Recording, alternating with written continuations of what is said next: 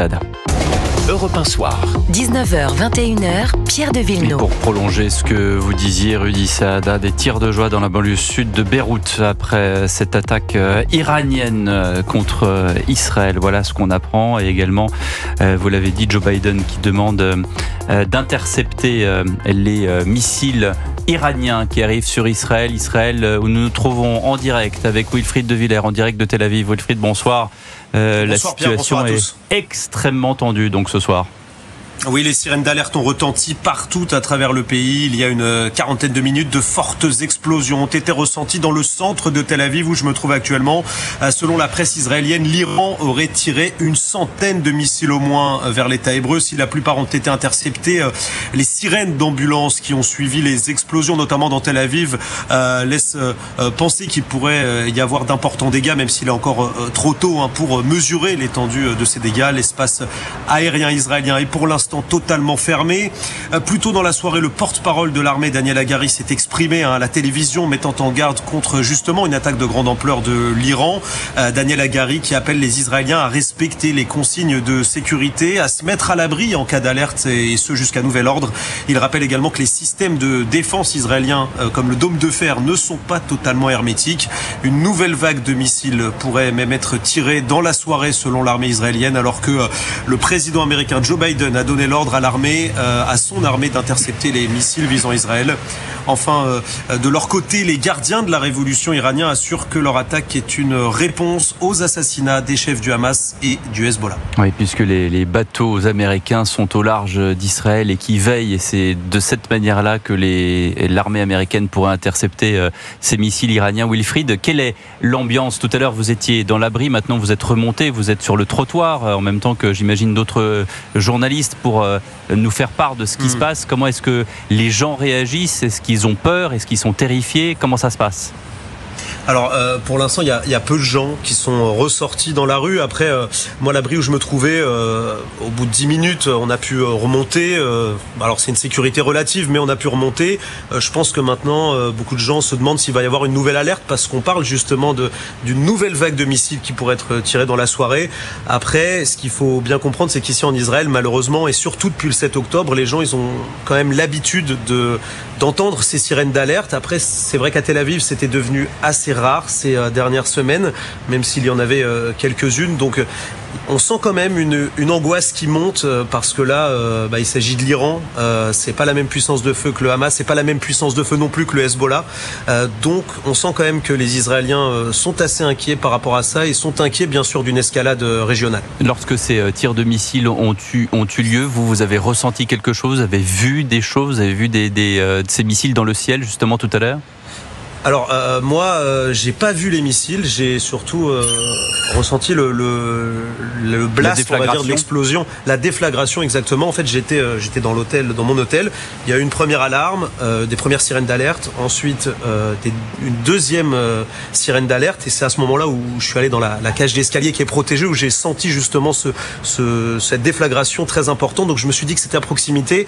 Après, autour de moi, il semble pas y avoir de dégâts, mais j'ai pas une vue totalement dégagée sur la ville. Donc c'est encore un peu difficile d'estimer ce qui s'est passé, s'il y a vraiment des immeubles qui ont été touchés à Tel Aviv. Merci beaucoup de ces toutes premières impressions, Wilfried de Villers, qui se trouve donc à Tel Aviv pour Europe 1. Gilles William Godnadel. Tel Aviv, évidemment, c'est une ville que vous connaissez très bien.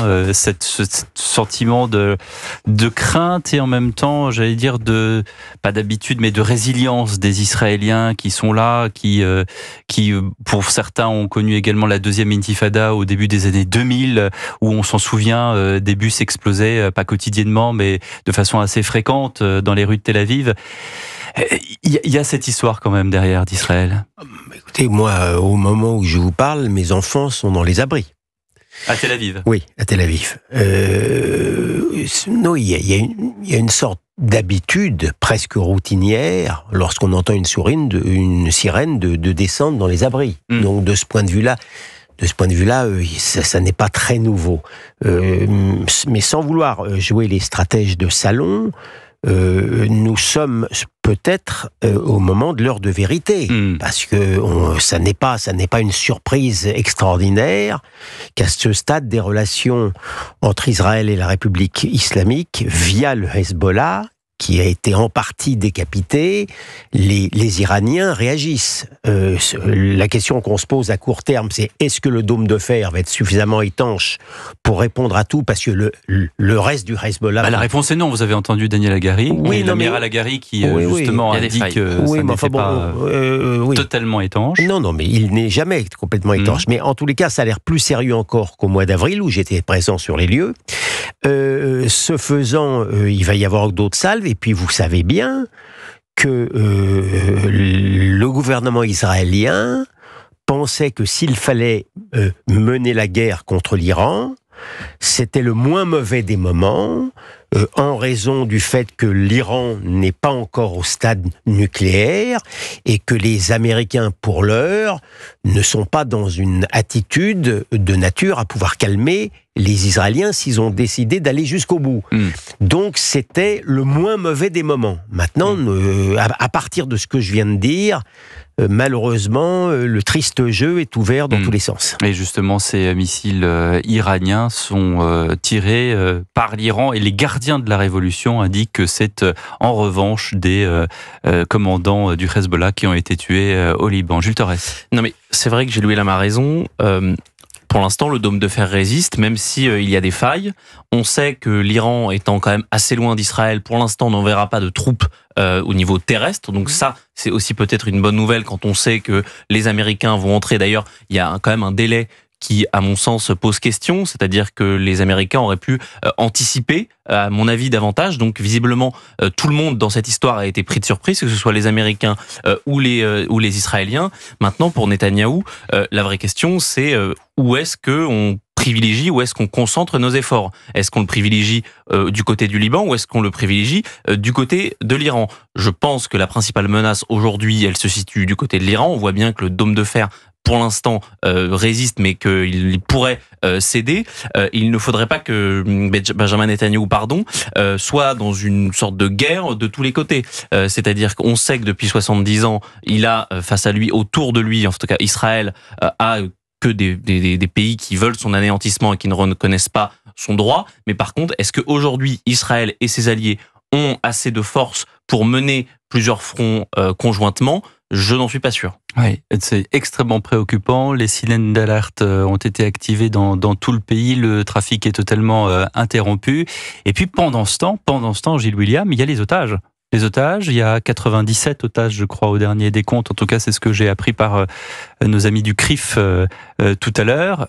97 otages qui, eux, sont dans le sud du pays. Et 2 Français. Et dont 2 Français, qui sont, et bien sûr, on pense à eux. À l'anniversaire du 7 octobre, de ces pogroms qui ont eu lieu il y a 1 an maintenant, approche. Voilà, tout ça est dans la balance. Bien sûr, mais on pensait peut-être que le deuil du 7 octobre serait effectué dans une manière de calme triste.